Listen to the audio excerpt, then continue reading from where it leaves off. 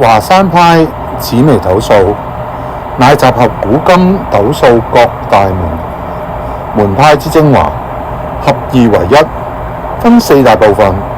第一，星神，即係現象學；第二，飛星四化，即係空間學；第三，生年四化，時間學；四，字化，吉凶學。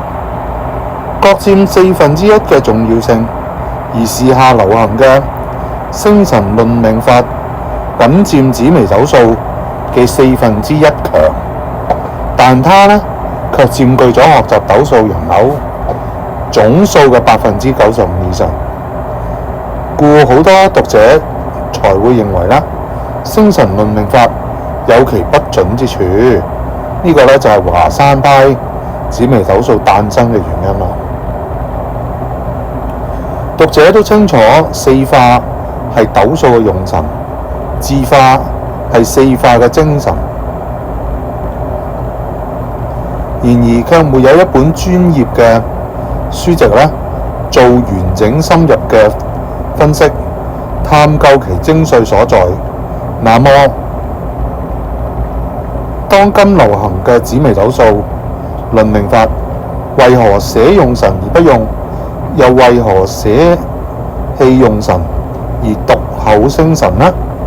乃係因為呢古代拜師者呢不是把傳承當秘笈，食古不化，就係呢授業老師喺傳承之時呢，故意將斗數呢分成四大門派，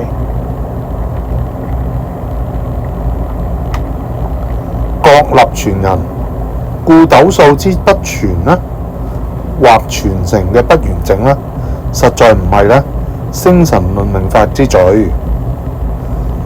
華山派嘅重點喺時空學，為論運嘅學問，為論運嘅學問，此與時下所謂專家權威嘅算命學問完全唔同。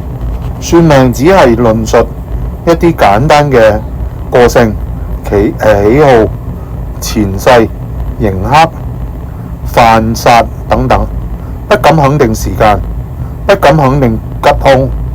論運則係強調預知嘅功夫，預知人事物嘅時間發生點及吉凶嘅結論。